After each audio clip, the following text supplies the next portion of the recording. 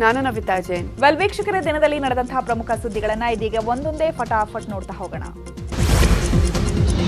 ನಾನು ಬಾದಾಮಿಯಲ್ಲಿ ಗೆಲ್ಲದಿದ್ರೆ ನನ್ನ ರಾಜಕೀಯ ಭವಿಷ್ಯವೇ ಮಂಕಾಗಿ ಹೋಗ್ತಿತ್ತು. ನಾನು ಮತ್ತೆ ಚುನಾವಣೆಗೆ ನಿಲ್ತೇನೋ ಇಲ್ವೋ ಗೊತ್ತಿಲ್ಲ.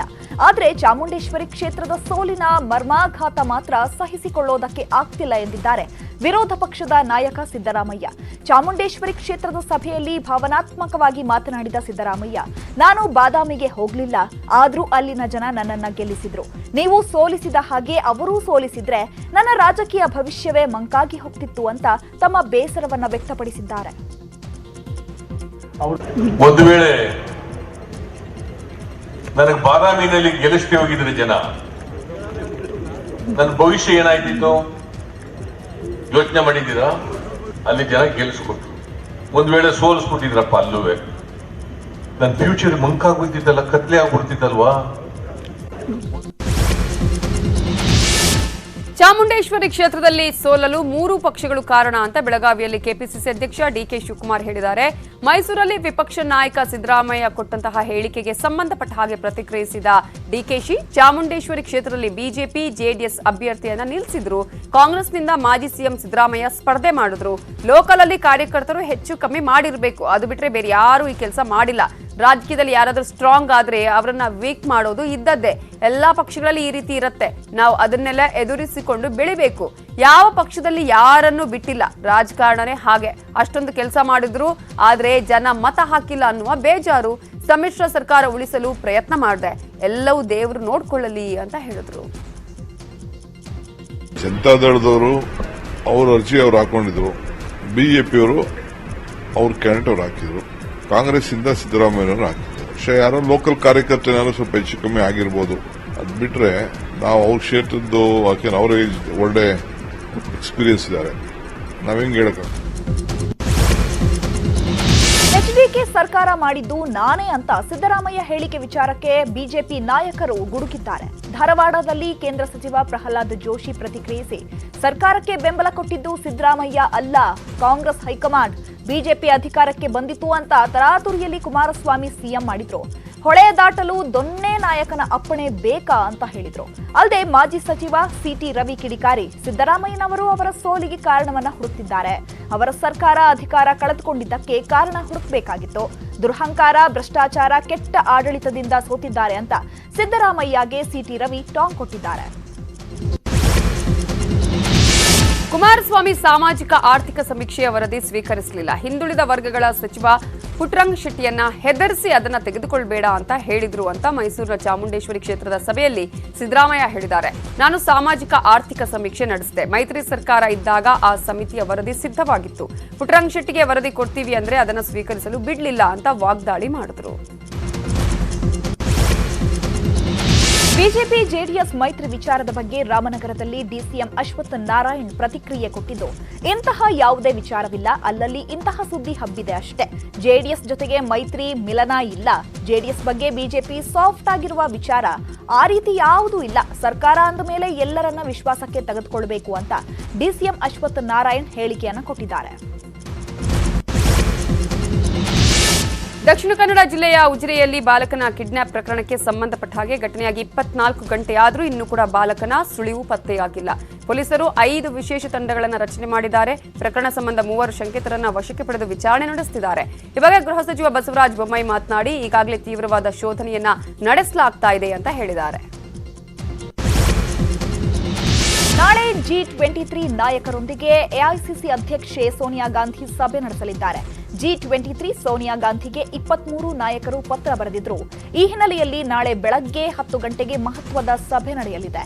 ಸಭೆಯಲ್ಲಿ ಗುಲಾಂ ನಬಿ ಆಜಾದ್, ಆನಂದ್ ಶರ್ಮಾ, ಕಪಿಲ್ ಸಿಬಲ್, ಶಶಿ ತರೂರ್ ಮತ್ತಿತರರು ಭಾಗಿಯಾಗಲಿದ್ದಾರೆ.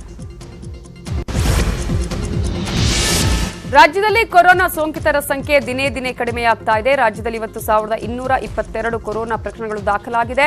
ಇವತ್ತು ರಾಜ್ಯದಲ್ಲಿ 8 ಸೋಂಕಿತರು ಸಾವನ್ನಪ್ಪಿದ್ದಾರೆ. ರಾಜ್ಯದಲ್ಲಿ ಸಾವಿನ ಸಂಖ್ಯೆ ಗಣನೀಯ ಇಳಿಕೆಯಾಗಿದೆ. ಇವತ್ತು ರಾಜ್ಯದಲ್ಲಿ 1039 ಮಂದಿ ಡಿಸ್ಚಾರ್ಜ್ ಆಗಿದ್ದು, ಸದ್ಯ ರಾಜ್ಯದಲ್ಲಿ 15380 ಸಕ್ರಿಯ ಪ್ರಕರಣಗಳಿವೆ.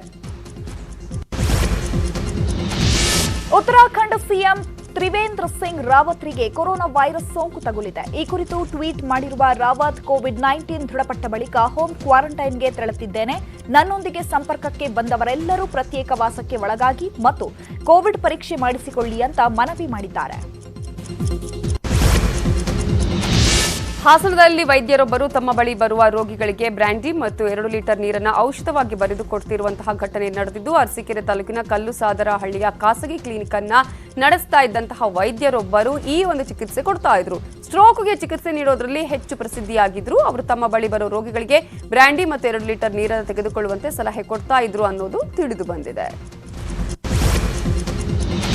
ಟೆಕ್ಕಿ ಮತ್ತು ವಿದ್ಯಾರ್ಥಿಗಳಿಗೆ ಡ್ರಗ್ಸ್ ಸಪ್ಲೈ ಮಾಡುತ್ತಿದ್ದ ಇಬ್ಬರನ್ನು ಬೆಂಗಳೂರಿನ ಇಂದಿರಾನಗರ ಪೊಲೀಸರು ಬಂಧಿಸಿದ್ದಾರೆ.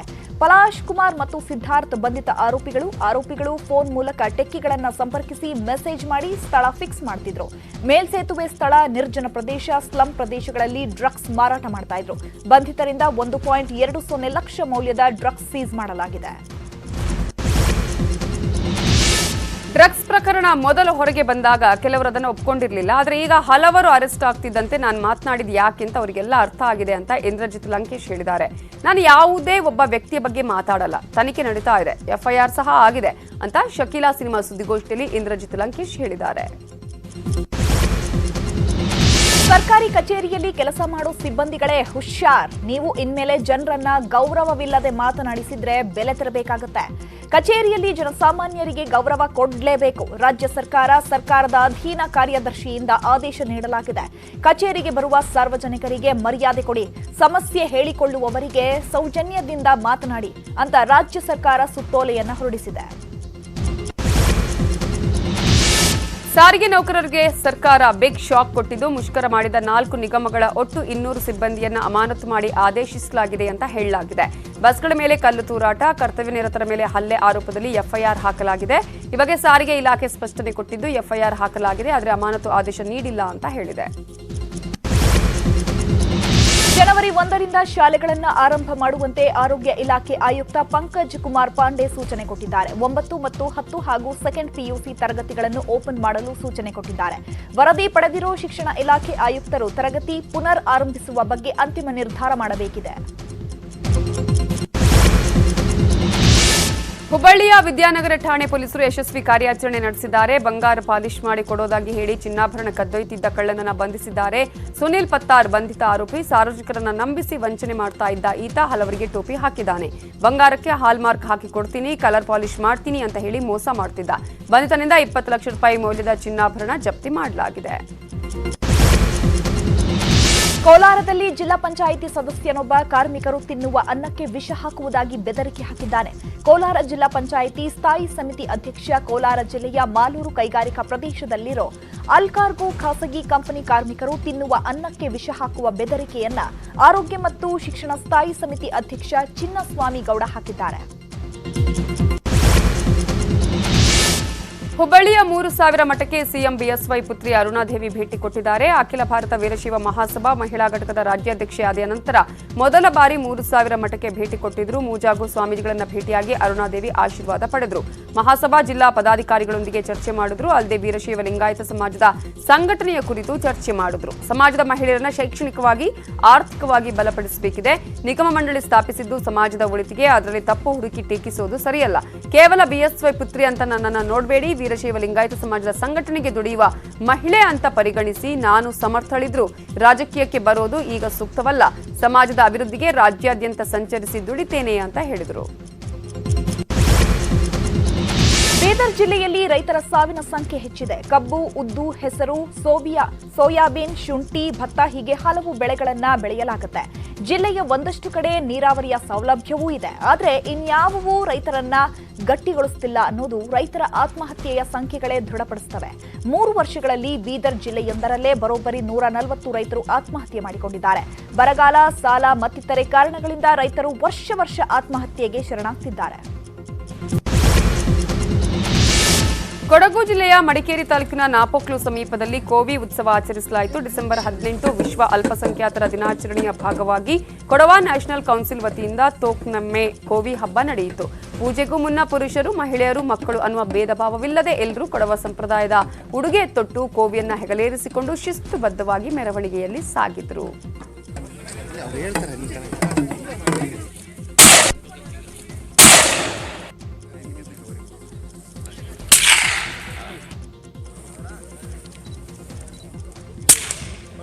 Second.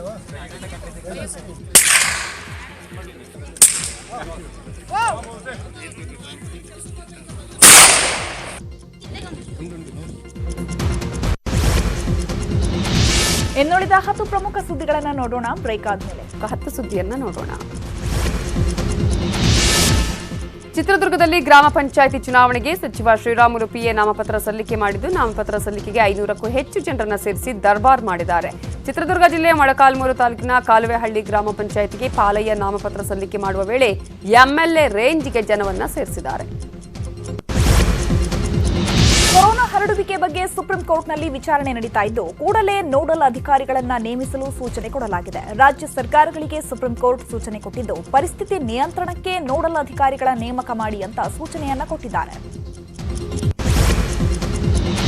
ಹೊಸ ವರ್ಷದ ಸಂಭ್ರಮಕ್ಕೆ ಬ್ರೇಕ್ ಬಿದ್ದಿದೆ. ಮೋಜು ಮಸ್ತಿ ಕುಣಿದಾಟ ಬಂದ್ ಮಾಡಲಾಗಿದ್ದು, ಡಿಸೆಂಬರ್ 30ರಿಂದ ಜನವರಿ 2ರವರೆಗೆ ಎಂಜಿ ರೋಡ್, ಬ್ರಿಗೇಡ್ ರೋಡ್ ಅಲ್ಲಿ ಎಲ್ಲಾ ಪಾರ್ಟಿಗಳನ್ನು ಬಂದ್ ಮಾಡಿ ಸರ್ಕಾರ ಆದೇಶಿಸಿದೆ. ಕ್ಲಬ್, ಪಬ್, ರೆಸ್ಟೋರೆಂಟ್ಗಳಲ್ಲಿ ಪಾರ್ಟಿ ಮಾಡುವಂತಿಲ್ಲ. ನಿಯಮ ಮೀರಿದರೆ ಮೇಲ್ವಿಚಾರಕರು, ಆಯೋಜಕರೇ ಹೊಣೆ ಅಂತ ಆದೇಶ ಮಾಡಲಾಗಿದೆ. ಚಾಮರಾಜನಗರದಲ್ಲಿ ಅಪ್ರಾಪ್ತ ಬಾಲಕಿಯ ಮೇಲೆ ನಿರಂತರ ಅತ್ಯಾಚಾರ ಆರೋಪ ಕೇಳಿ ಬಂದಿದೆ. 17 ವರ್ಷದ ಬಾಲಕಿ ಗಂಡು ಮಗುವಿಗೆ ಜನ್ಮ ಕೊಟ್ಟಿದ್ದಾಳೆ. ಚಾಮರಾಜನಗರ ತಾಲೂಕಿನ ಹೊಂಗಲವಾಡಿ ಗ್ರಾಮದಲ್ಲಿ ಘಟನೆ ನಡೆದಿದ್ದು, ಉತ್ತುವಳ್ಳಿ ಗ್ರಾಮದ ಸಿದ್ದರಾಜು ಅತ್ಯಾಚಾರವೆಸಗಿದ್ದಾನೆ. ಬಾಲಕಿಗೆ ಮಗುವಾಗ್ತಿದ್ದಂತೆ ಆರೋಪಿ ಪರಾರಿಯಾಗಿದ್ದಾನೆ. ಬಾಗಲಕೋಟೆಯಲ್ಲಿ ಗ್ರಾಮ ಪಂಚಾಯಿತಿ ಚುನಾವಣಾ ಅಖಾಡ ರಂಗೇರ್ತಾ ಇದ್ದು, ಬೀಳಗಿ ತಾಲೂಕಿನ ಗಿರಿಸಾಗರ ಪಂಚಾಯಿತಿ ಪ್ರಚಾರಕ್ಕೆ ಪುಟ್ಕೌರಿ ಸೀರಿಯಲ್ ತಾರೆ ರಂಜನಿ ರಾಘವನ್ ಬರ್ತಿದ್ದಾರೆ. ನಾಳೆ ವಿಜಯಲಕ್ಷ್ಮಿ ಹೂಗಾರ, ಯಂಕಪ್ಪ ಹಾಗೂ ಬಿಎನ್ ಮೇತ್ರಿ ಪರ ನಟಿ ರಂಜನಿ ಪ್ರಚಾರ ಮಾಡಲಿದ್ದಾರೆ. ಇನ್ನಷ್ಟು ಪ್ರಮುಖ ಸುದ್ದಿಗಳನ್ನು ನೋಡೋಣ. ಪೊಲೀಸ್ ಸಿಬ್ಬಂದಿಗೆ ಸಹಕಾರಿಯಾಗಲು ನೆರವು ಹೆಸರಿನ ಕಂಟೈನರ್ ನಿಯೋಜನೆ ಮಾಡಲಾಗಿದೆ. ಬೆಂಗಳೂರು ಅಂತಾರಾಷ್ಟ್ರೀಯ ವಿಮಾನ ನಿಲ್ದಾಣದ ವತಿಯಿಂದ ಪೊಲೀಸ್ ಇಲಾಖೆಗೆ ಈ ಕೊಡುಗೆ ನೀಡಲಾಗಿದೆ. ನಗರದ ವಿವಿಧ 7 ಕಡೆಗಳಲ್ಲಿ ನೆರವು ಹೆಸರಿನ ಕಂಟೈನರ್ಗಳನ್ನು ನಿಯೋಜನೆ ಮಾಡಲಾಗಿದ್ದು, ಬಂದೋಬಸ್ತ್ಗೆ ನಿಯೋಜನೆಗೊಳ್ಳುವ ಪೊಲೀಸರಿಗೆ ನೆರವು ಕಂಟೈನರ್ನಲ್ಲಿ 4 ಬೆಡ್, ಬಿಸಿ ನೀರು ಹಾಗೂ ಕಬೋರ್ಡ್ ವ್ಯವಸ್ಥೆ ಮಾಡಲಾಗಿದೆ. ಚಿಕ್ಕಮಗಳೂರಿನ ಗಾಳಿಗಳ್ಳಿಯಲ್ಲಿ ಪತಿ ಸಾವಿನ ಸುದ್ದಿ ಕೇಳಿ ಪತ್ನಿಯೂ ಸಾವನ್ನಪ್ಪಿರೋ ಘಟನೆ ನಡೆದಿದೆ. 2 ವರ್ಷದಿಂದ ಅನಾರೋಗ್ಯದಿಂದ ಬಳಲುತ್ತಿದ್ದ ರಾಜಣ್ಣ ನಿನ್ನೆ ಆಸ್ಪತ್ರೆಗೆ ಕರೆತಂದಾಗ ಸಾವನ್ನಪ್ಪಿದ್ದಾರೆ. ವಾರದ ಹಿಂದೆ ಪತ್ನಿ ರುದ್ರಮ್ಮಗೂ ಸ್ಟ್ರೋಕ್ ಆಗಿತ್ತು. ಪತಿಯ ಸಾವಿನ ಸುದ್ದಿ ಕೇಳಿ ಆಘಾತಕ್ಕೊಳಗಾಗಿ ಗಂಡನ ಮೃತದೇಹ ಮನೆಗೆ ತರುವಷ್ಟರಲ್ಲಿ ರುದ್ರಮ್ಮ ಸಾವನ್ನಪ್ಪಿದ್ದಾರೆ. ಕೊರೋನಾ ನಡುವೆ ಚಾಮುಂಡೇಶ್ವರಿ ಹುಂಡಿಗೆ 1 ಕೋಟಿಗೂ ಅಧಿಕ ಆದಾಯ ಬಂದಿದ್ದು, ಹುಣ್ಣಿಮೆ ಹಬ್ಬದ ದಿನದಲ್ಲಿ ದೇವಾಲಯ ಪ್ರವೇಶ ನಿರ್ಬಂಧ ಮಾಡಲಾಗಿತ್ತು. ನವೆಂಬರ್ ತಿಂಗಳ ಹುಂಡಿ ಎಣಿಕೆ ಕಾರ್ಯ ಮಾಡಿದಾಗ ದೇವಿ ಹುಂಡಿಯಲ್ಲಿ 1,14,18,628 ರೂಪಾಯಿ ಸಂಗ್ರಹವಾಗಿದೆ. ತಾಳಿ ಕಟ್ಟಿದ ಪತ್ನಿಗಾಗಿ ಯುವಕ ಕಣ್ಣೀರಾಕುತ್ತಾ ಪರದಾಡುತ್ತಿರುವ ಘಟನೆ ಮಂಡ್ಯದಲ್ಲಿ ನಡೆದಿದೆ. ಪ್ರೀತಿಸಿ ಮದುವೆಯಾದ ಕಾರಣಕ್ಕೆ ಬಾಲಮಂದಿರದಲ್ಲಿ ಬಂದಿಯಾಗಿದ್ದಾಳೆ. 18 ವರ್ಷ ತುಂಬಿ ಮದುವೆ ನೋಂದಣಿಯಾಗಿದ್ರು. ಅಮ್ಮನ ಕುತಂತ್ರಕ್ಕೆ ಯುವ ದಂಪತಿಗೆ ಸಂಕಷ್ಟ ಸಿಲುಕಿದ್ದಾರೆ. ನಕಲಿ ಜನನ ಪ್ರಮಾಣ ಪತ್ರ ನೀಡಿ ಮಗಳನ್ನೇ ತಾಯಿ ಬಾಲಮಂದಿರಕ್ಕೆ ಕಳುಹಿಸಿದ್ದಾರೆ ಅಂತ ಪತಿ ಆರೋಪಿಸಿದ್ದಾನೆ. ಆಹಾರ ಅರಸಿ ನಾಡಿಗೆ ಬಂದಿದ್ದ ಜಿಂಕೆಯನ್ನ ಅರಣ್ಯಾಧಿಕಾರಿಗಳು ರಕ್ಷಣೆ ಮಾಡಿದ್ದು, ಬೆಂಗಳೂರು ಹೊರವಲಯದ ಆನೇಕಲ್ ಬಳಿ ಗುಂಪಿನಿಂದ ಬೇರ್ಪಟ್ಟು ಜಿಂಕೆಯೊಂದು ಒಬ್ಬಂಟಿಯಾಗಿತ್ತು. ಜಿಂಕೆಯನ್ನ ಕಂಡ ಸ್ಥಳೀಯರು ಕೂಡಲೇ ಅರಣ್ಯಾಧಿಕಾರಿಗಳಿಗೆ ಮಾಹಿತಿ ಕೊಟ್ಟಿದ್ದು, ಅರಣ್ಯಾಧಿಕಾರಿಗಳು ಜಿಂಕೆಯನ್ನ ವಶಕ್ಕೆ ಪಡೆದು ಬನ್ನೇರುಘಟ್ಟ ರಾಷ್ಟ್ರೀಯ ಉದ್ಯಾನವನದಲ್ಲಿ ಸುರಕ್ಷಿತವಾಗಿ ಬಿಟ್ಟಿದ್ದಾರೆ. ಇವಿಷ್ಟು ಈ ಹೊತ್ತಿನ 30 ನಿಮಿಷ 30 ಸುದ್ದಿ. ನೋಡ್ತಾ ಇರಿ ನ್ಯೂಸ್ 18 ಕನ್ನಡ.